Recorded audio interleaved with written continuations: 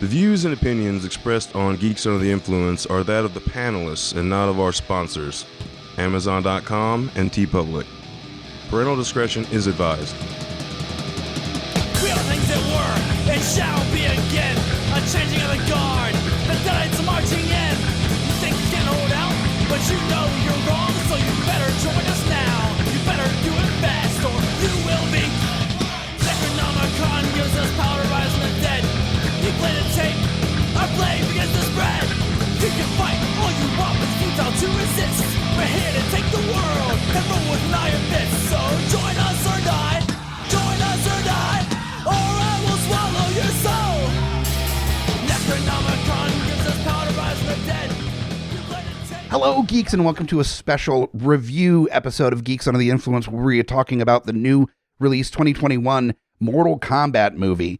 And this is in place of our normal GUI nights that we do on the off weeks.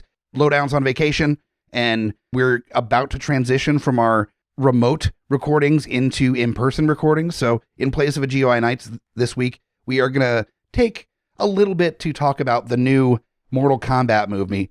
And here with me to dig into the really deeply thought out and complex plot that is 2021's Mortal Kombat, we've got from the Mouths of Madness and Beautiful Disasters, Fuck You Hunter is here. What's up, bitches? Thank you for joining me on this this journey through the outworld. Oh, yes. We're getting into. Just the few days that this has come out, it's definitely had mixed reactions. So I thought this is definitely going to be a fun one to kind of talk about. So that was a big surprise for me on just looking at social media with our friends and followers of the show as well, talking about this movie. There are people that either think it sucks or it's amazing. And there's a couple people that are, it's just okay, but not that many. You're pretty much on one side of the fence to the other. There's very much a Mortal Kombat of critics about to happen with this movie. The last video game movie that I feel had this kind of reaction was the first Resident Evil, where some people were like, that was stupid. And some people were like, I don't know if you didn't see the zombie dogs or what, but that shit was badass. Like, The first thing that I want to get into with this movie is that the plot of Mortal Kombat is a pretty simple one, that there's this tournament. The whole point is that there's this big tournament of people from like different worlds and different dimensions that come together to fight each other to the death to find who's the ultimate dominant winner. Yeah, it's kind of the basis of all the games, starting with the first game, is this tournament. Very important. And there's 30, 40 different characters over the years that have developed as regular characters that have been playable characters. And I'm not even talking about the really cool additions where they have like the Terminator and like Jason Voorhees and all these Rambo and RoboCop. All these amazing additions that you're throwing in that I'm just like, man, if you really want to get the fanboys just jizzing all over it, you have a cameo where the fucking Terminator comes out. And then I'm kind of surprised, man. I thought one of the Warner Brother properties cameo was going to pop up like a la, Ready Player One. Nope. So, but there are, even without those cameos, you've got 30, 40 characters to choose from in the world of Mortal Kombat that people have come to know and love. And so they have a lot to work with. So the way this movie progresses is by going, well, we don't need the tournament, period. Let's just, the tournament, the entire focus of this thing is on, Since the first game, yeah. And there is a line in this that is just like a throwaway line to explain why the tournament doesn't exist. It's like, but this is supposed to be in a tournament, and he's like, let me handle the old gods. We'll just do it my way. And that's it. That's the only conversation about why the tournament's not happening. Oh, there's a couple rules that this new movie establishes and then says, no, never mind. Like, I'm just going to throw it out there, but literally, I guess near the finale of the movie, one of our main characters, Cole, is pretty much like, I've got a plan. Raiden, how far is your building? And he's like, anybody, anywhere. And I'm like, well, that opens up whatever you want. Yeah, right. Like, why didn't you use the anybody, anywhere else earlier in the movie when, I don't know, people were getting killed? I'm just going to throw that out there. Yeah. No. Yeah. They showed the first 7 minutes of the movie ahead of it releasing on HBO Max. And I watched the first 7 minutes and I went, okay, there's actually decent choreography. This is a cool fight. It's not blowing my hair back, but it's solid. I was happy with it as far as a prelude to the backstory of Scorpion. Cool. Super into it. And then what I realized very quickly is this Cole Young character. I'm like, who is he? Maybe that's a later character from one of the later Mortal Kombats. I'm not familiar with this character. Did I mishear? Is this somebody else? And I look it up, and no, they have like 40 characters, and they're like, you know what we need? Some new blood. We need somebody that no one has any emotional connection to, doesn't give any single fuck about. We need a washed up, mediocre MMA fighter as our main protagonist. I mean, don't they have it's a weird up approach actor that they could have thrown in that role? Something. I'm just saying, if you're going to introduce a new character that we've never had in the games, it's weird that they went with a family man MMA fighter. That's your goal. Like, who has this weird tattoo he doesn't know anything about? The weird tattoo also, no one's believing that's a birthmark. Sorry. Like, it's legit, like, very clean, perfect circle with a dragon in the middle. It's not a birthmark. And most birthmarks don't look like they were burned into your skin. Like, that doesn't look like a birthmark. That looks like you had a accident at the grill. Like, it's not at all a birthmark, but whatever.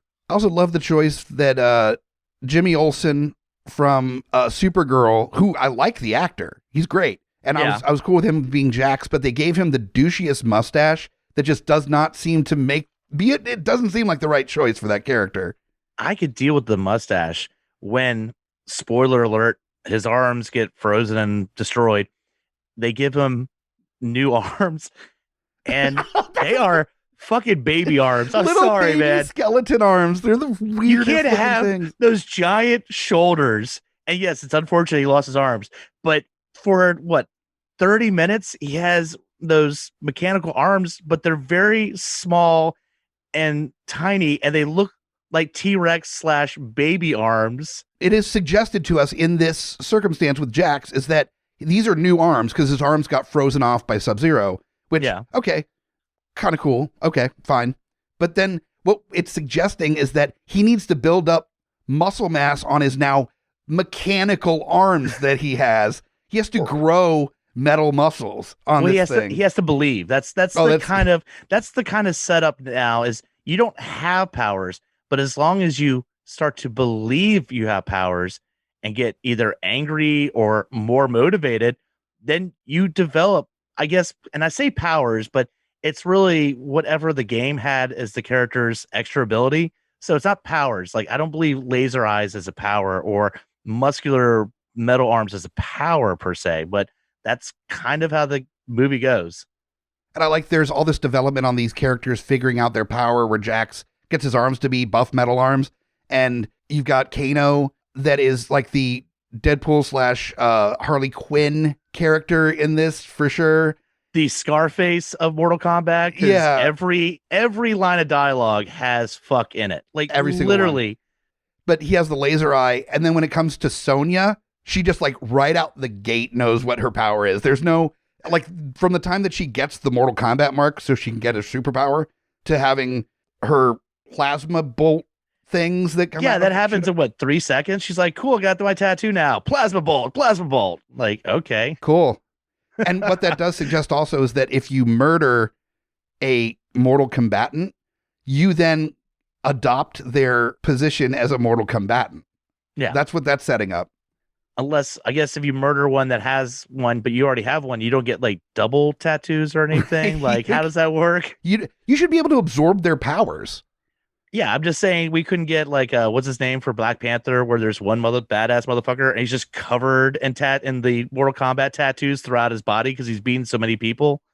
Also, I'm realizing that the single difference between Highlander and Mortal Kombat is that there's immortals and mortals. Like, Mortal Kombat is just like the opposite of Immortal Kombat. That's all it is. It's the same thing. But you can definitely see where they were like, all right, we're going to make this rated R, because that was the problem with the first movie that came out in like 95 or its sequel. And that's the only problem that movie had, was not enough fucks and not showing any fatalities. And that was the only problem. Let's not adjust anything else. Oh, except take the tournament away. That was the other thing that they wanted to change. Yeah. They're from like, the you original know movie. what? The tournament in the To the Death tournament movie was really the problem there. Yeah. Not that there was literally no magical moves until the very end of the movie. Oh. When there was just one.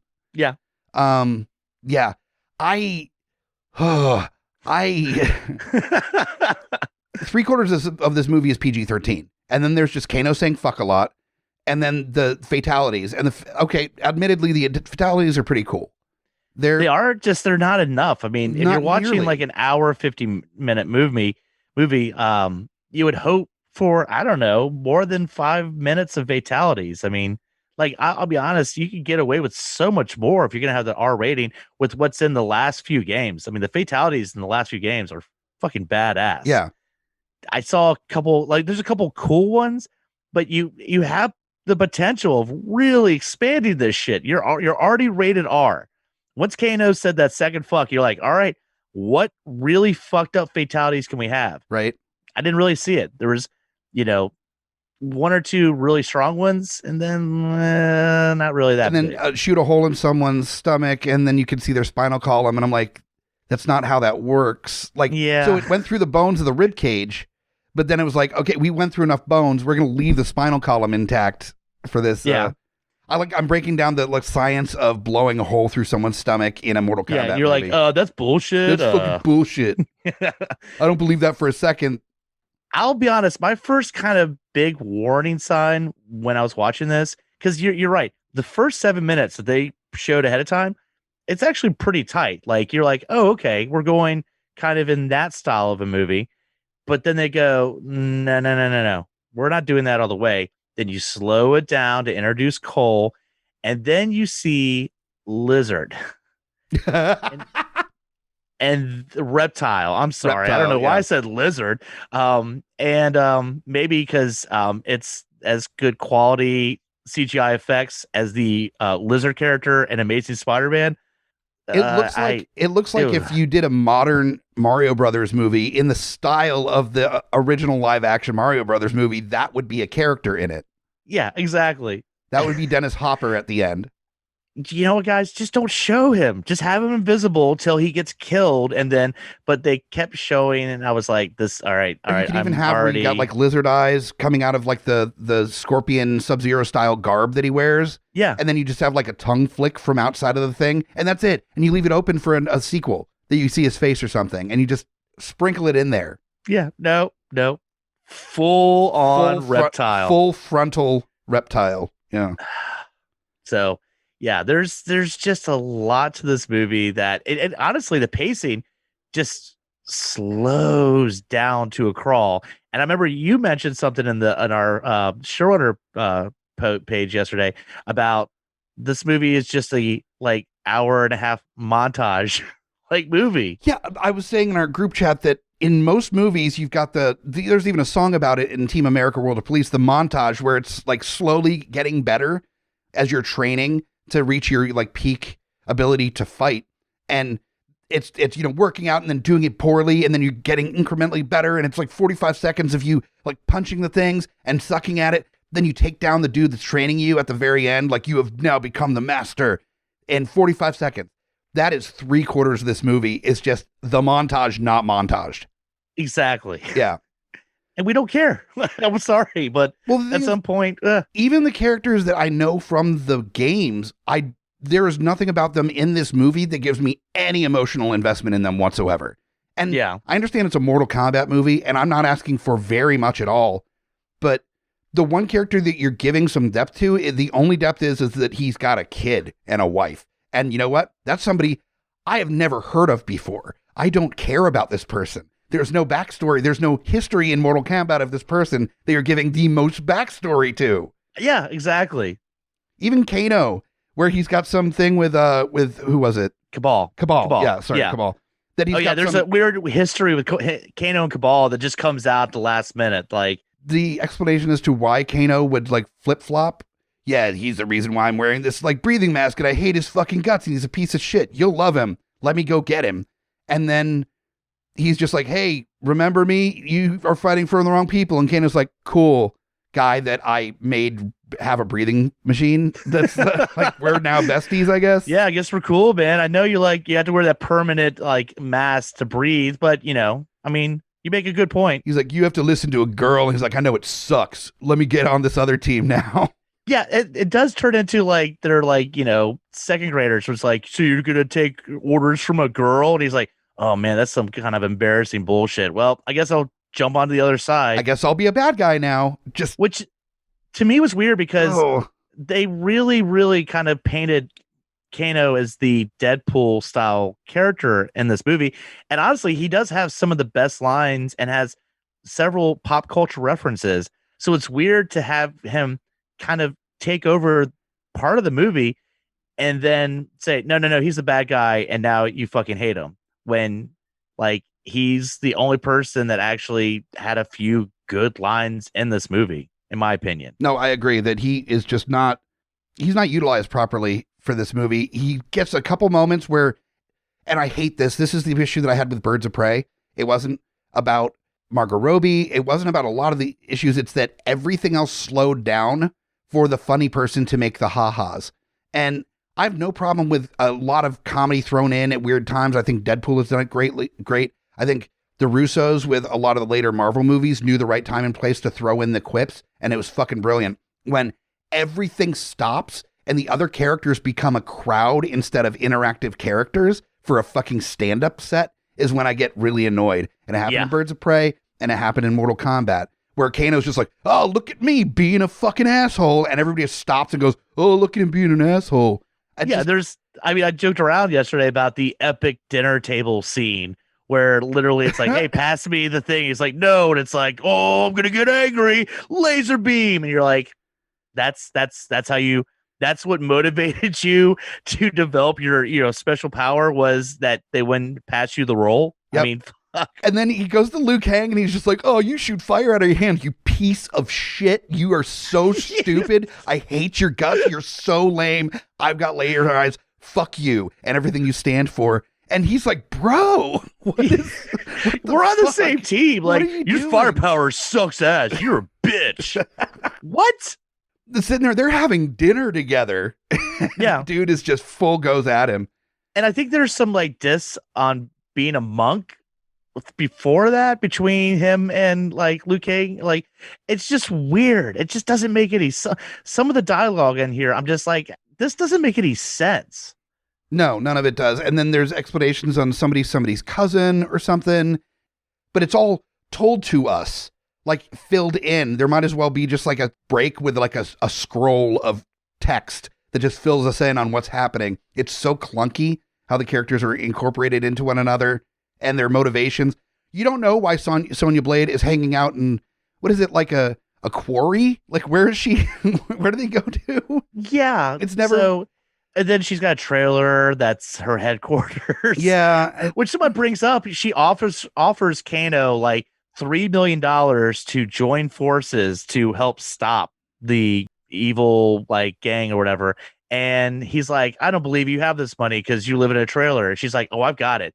And then later on, as they're walking on, she's like, I don't have the money. So, and then directly after that scene, it shows them on a cargo plane parachuting across like another side of the world. Like, but you have cargo plane rental money, apparently. Well, no, that was Kano. Oh, that was Kano? Okay. Yeah, they're just not allowed to actually land anywhere near the spot. So it's very like, we need to insert a quick action scene for about 5 minutes. So have them jump out of the plane. Jesus. Okay. It's the same Fast and Furious. Like, we can't possibly have these cars go up the mountain. So we'll just drop them out of plane. Here it's like, this area is pretty remote. So you're going to have to just jump out of the plane ahead of time. We're not going to let you know. Just when we get close to destination, just prepare to jump. Yeah, they did that in fucking Aquaman too. That same exact sequence. Like, are we here? We're here. Jump. Like, you couldn't have. There was no discussion the entire time we're on the plane that we're not landing the plane and walking out of it. You're just, all right, we're here. Jump. And then there was weird explanations of that it was going to take like 33 or 34 days of walking or something. And they're like, oh, that's too many days. And Kano's like, yeah, that sucks. And then just dude shows up right away. Yeah. Yeah. It's hey, like, who's that guy? All right. I guess we don't walk for any more days. I guess we're good. And then they walk to where they're supposed to be, which is, I guess, over the hill from where they landed. It is not 34 days later. So I guess he was pretty accurate of where to drop. Actually, there you go. Pretty close. Yeah. That Liu Kang is sitting there like eating noodles, and he sees like people parachuting. He's like, "Oh, that's our guests. I guess I'll just run out into the front yard and fetch them." Yeah. Hey guys, come to our secret area. Folks. Don't worry, we've got electric shields that'll protect everybody. Okay. Some of this could sound like the ramblings of a crazy person when you start getting into it, but again, it's Mortal Kombat, so you want to kind of have an open mind to some of it. I think if the movie just went balls out and just embraced what it was, again, a la Fast and Furious movies, we probably could have had a really entertaining movie. But it just decides just to slow down and stop and have the characters interact, and you just don't care. You're like, I just want to see some fucking fighting and zany shit, and you get some of it. But in my opinion, 30% of like actual fight scenes that matter. I was watching this movie and thinking about our conversations about Godzilla versus Kong, and how the biggest problems that we had with this movie is how they tried to inject plot into something that didn't need a plot. Yeah. And there was minimal plot in the first place, but the plot that they put in was like not well explained. It was confusing. It made no fucking sense, even in the world that they built. And then I go over to Mortal Kombat, and all I want is these like people to fight each other and rip their spines out and like do cool magic tricks. And the backstory is minimal and poorly explained. And it has the same exact issues as Godzilla versus Kong. If you're making a dumb, fun, like eye candy movie, then make it a dumb, fun eye candy movie. Don't give me some half-hearted bullshit backstory that doesn't make any fucking sense. Either make it make sense and make me care, or just don't put it in. Either way is fine. But none of the first part of the movie is treating it like, okay, you're going to kind of watch, we're taking an approach of like Crouching Tiger, Hidden Dragon. Right.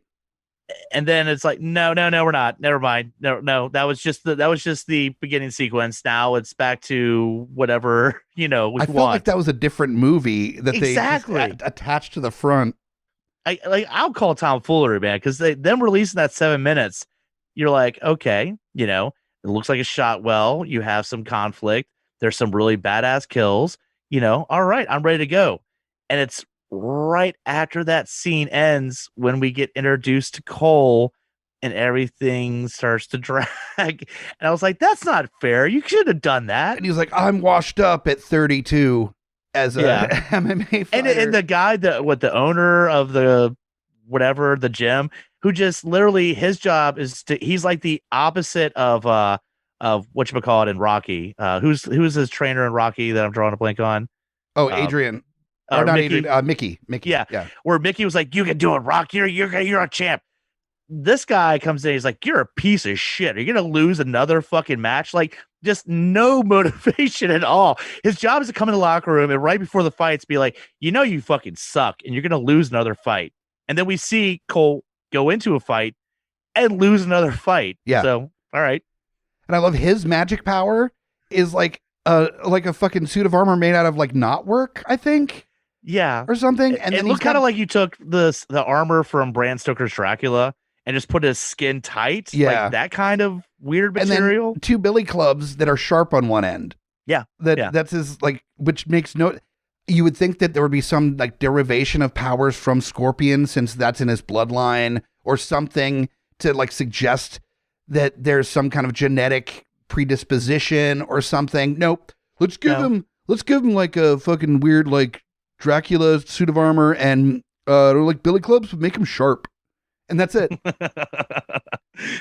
Yeah, it's anticlimactic as fuck. Like Scorpion shows up, and you're like, oh, cool, finally Scorpion, but he has to fight next to his like fucking great nephew. Yeah, like cool. Someone told me I had to come and like back your ass up because all you got is armor and a billy club. So here I am to like save the day. Oh, your family's frozen. That's cool. Yeah. I will say when he gets transported back to his hidden home and then was it Goro shows up? Yeah. Yeah. Goro actually, maybe just because it was burned in my head of how goddamn terrible Oh, yeah. looked in the OG Mortal Kombat, that I was like, that actually looks actually realistic. I was actually impressed with how he looked, and maybe that's just because of how terrible he originally looked in the first movie. Yeah, So, I mean, it wasn't necessarily realistic per se, but it was like enough that it wasn't bothering me during the scenes. it just didn't look like a Muppet on fucking crack like the first one, where it looked like they just roided a Muppet and gave him extra arms. It was fucking so there I was like, well, he doesn't look like a roided Muppet, so yeah, all right, well, that's an improvement, I guess. I think the best character overall in this for me was Sub-Zero. I think they made him a true badass. He was very difficult to kill. He was super powered to the point where it took multiple other combatants to take him down. The one thing that bothered me about his powers is he made this wall of ice that he threw people through all the time. And it was spiky. But for some reason, that ice nobody got impaled on. Even though he was impaling people with ice spikes all the time. But the wall of ice, that would have been a very cool kill. No, just shattered Rated through. R. Rated R. Yeah. Oh, the thing that set me off a little bit is they obviously show you how badass Sub-Zero is in that first segment, right? Then when he goes to attack Cole and his family, right? It's a lot of like snow and ice, but nothing destroying anything. Like they're running away from pretty much like a snowball fight. Like there's not a lot there. Also, it's not Sub-Zero really starts scary. 2 blocks away. Like he could have just like walked casually up to the table and just like stab and it would have been fine. But no, he's creating these giant waves of like snow and like snowballs and shit at people for no reason. It's not doing a goddamn thing.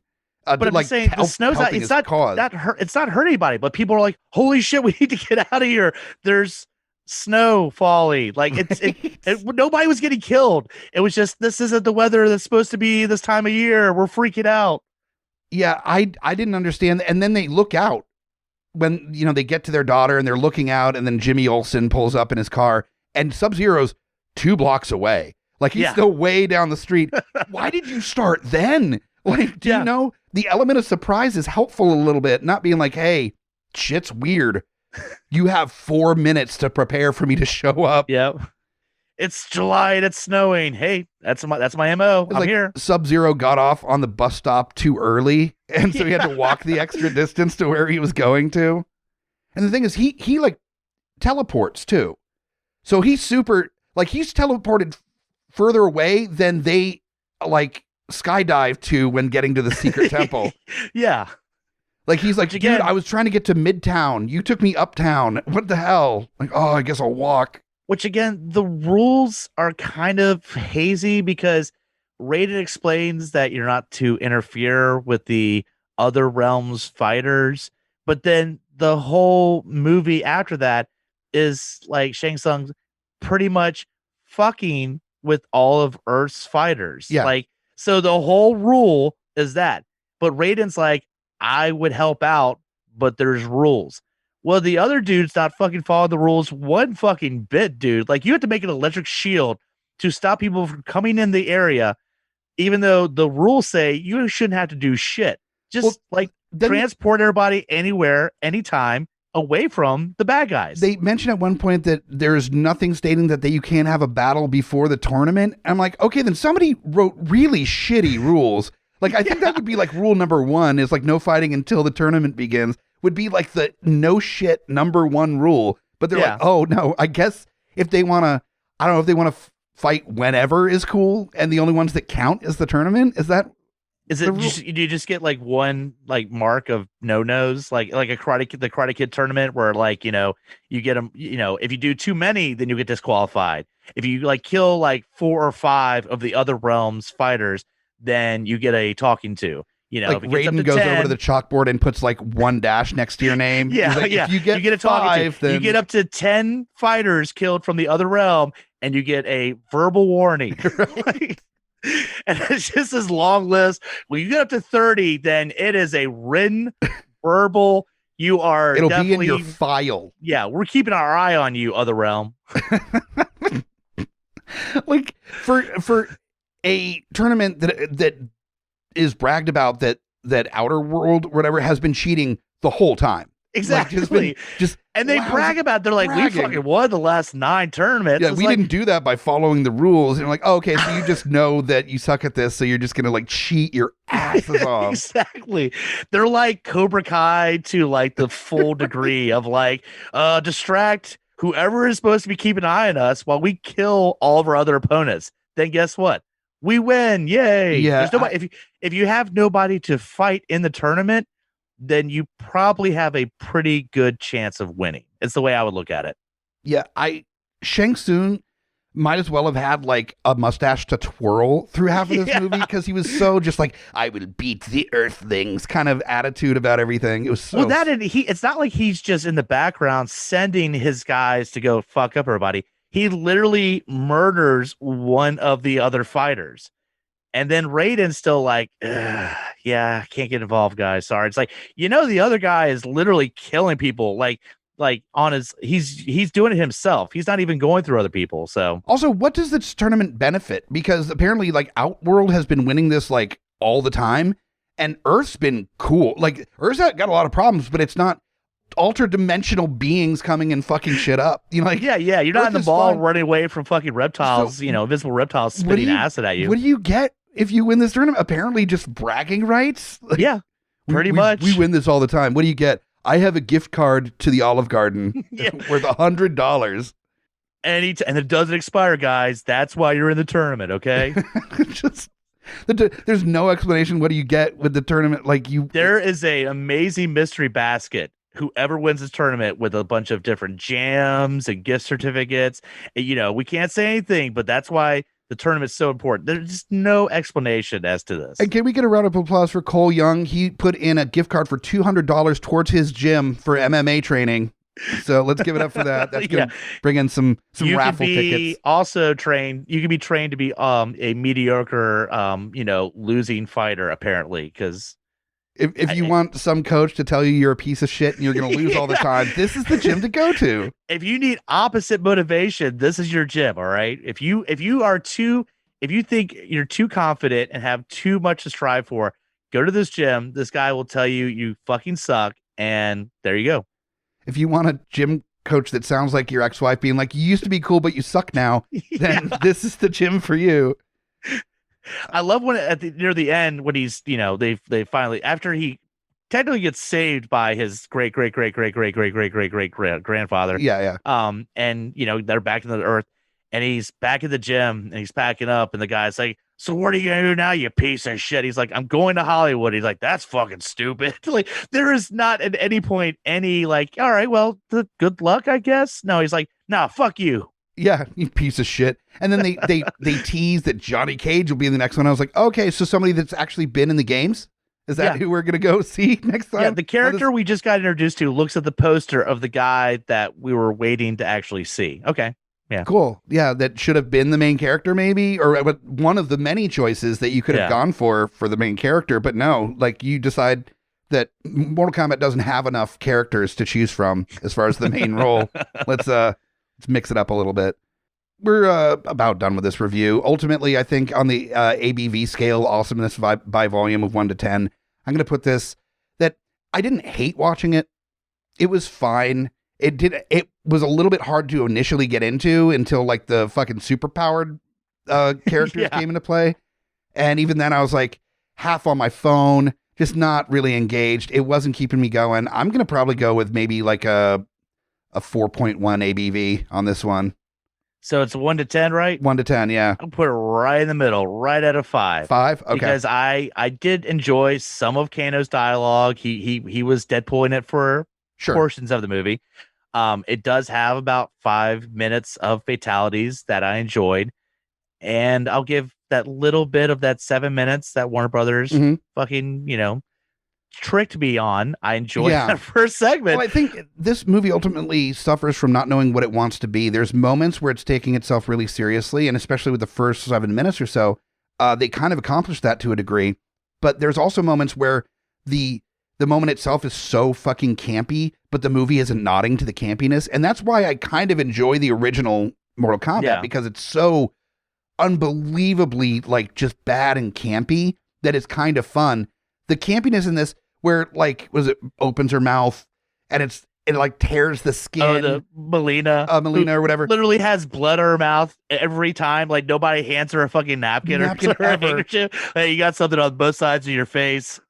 And these moments, like the fucking like reptiles showing up and stuff, is such a campy moment, and they don't nod to it at all. They take it too seriously, and it just makes it weird. It doesn't even make it fun bad. It just makes it weird. And I think if they just went with the camp or went super serious and tried to play this off as realistic as possible, but they just lived in this weird, like a big embrace of just the campiness of it, and that's all you need to do. Like, I think you have to. Yeah, just make it like Kung Fury. Just like, yeah, we're fucking gonna embrace all the cheesiness of this and have fun with it. That's what I was thinking, is if you got like a Kung Fury or the directors of Crank 2, what's their names, to do like a Mortal Kombat movie. Yeah. You would see triple the amount of fatalities. Oh, yeah. And nobody would take themselves seriously at all. Look, just like James Gunn is probably going to be doing the Suicide Squad, where there's going to be people dying on screen every few minutes. You've got a list of characters that like are less than half an inch in size on the screen because there's so many that have to fit on screen at the same time. Yeah. You have so many people that can just die. Before the end battle, one person died, I think. That was it. Like one person, they're like, oh my God, he died. Like, yeah, this is called Mortal Kombat. Like, it's supposed to be. And that's the thing I just want to throw out real quick, is that, you know, I remember back in the day of comic movies, kind of like you would see a mediocre comic movie. You'd be like, yeah, but they're comic movies. And now you just get the right talent and best good director. And now you get stuff like Iron Man that just started this whole thing of actually taking comic movies seriously. The same thing can be done with video game movies. We need to stop accepting like, well, it's all right for a video game movie. Yeah, no, you could actually make a good one. Like you just brought up James Gunn taking over Suicide Squad. I fucking hated the first Suicide Squad, but I am super excited about the second one because of James Gunn. Hey, hint, video game movies. We just brought up two directors that could probably take this franchise and inject some fun in it, and then I will fucking watch the next Mortal Kombat movie. No shit. Yeah, absolutely. So I think that there's potential for them, because this is absolutely a 1.5 hour setup for the real Mortal Kombat movie with a tournament. Like this is not. Do you think Johnny Cage might possibly be in there with him appearing on the poster at the end of the movie? Who knows? We'll never know. I really hope that Cole Young, the main character of the first movie, goes and meets Johnny Cage and then just gets disemboweled within the first 5 minutes of the movie. If there's somebody that's going to get cock punched, it's going to be Cole at the first time he meets Johnny Cage. Oh, yeah. Johnny Cage is going to split and right for the fucking balls.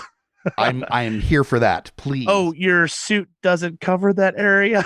Yeah, right? You need to rethink your superpower there, bud. Exactly. All right, so thank you, Hunter, for coming on and let me have this conversation about Mortal Kombat. I want to hear from our listeners what you think about Mortal Kombat. Apparently, it's very divisive how people feel about this movie, so I want to hear why you love it or what you agree or don't agree about it sucking on this. Give us your own ABV scale on what you think about this. And we'll find you next week for our first in-person live recording. Is the next week. So we're not live on the internet, but we're going to be in front of each other for the first time in a while. So it's going to be raucous for sure. Actual human contact. I know. Wow. I love that all the showrunners are going to be fully vaccinated very soon. That's going to make things so much more fun. So definitely stick around. That's going to be the Falcon Winter Soldier episode is our next full-length one. And we'll find you next time. Thank you so much for listening. I'm Mike the Hobbit. And join us or die. Shut the fuck up, Hobbit. Join us or die. Join us or die. Or I will swallow your soul.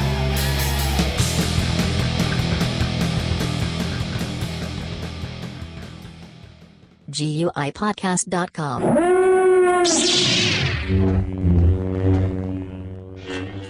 Brutality. In a world ravaged by movie studios that keep rehashing the same things, only one podcaster has the guts to make it even worse. Join Mike the Hobbit as he traverses the internet to bring you some of the best and worst ideas for reboots, remakes, and reimaginings of some of your favorite and least favorite TV and film properties. Ideas like a John Waters He-Man movie, Fantastic Four the musical, and Aliens, done entirely with marionettes. What podcast would bring this evil upon the world? This is Smack My Pitch Up.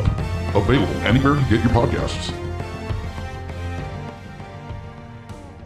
Hey guys, Scotty Big Daddy Preston here. That's right, the Geek Father, asking you to join me here every other week with friends and family of the GUI Network as we go through all the trials and tribulations of being a geeky parent. So remember, join us or cry. Coming straight from the mouths of madness, I'm Lowdown. I'm F.U. Hunter. Do you love horror? We fucking do. So this is a podcast dedicated to all things in cinematic horror. We're talking movies, television, composers, special effects artists. We're gonna fucking cover it. So if you love horror, Embrace the madness.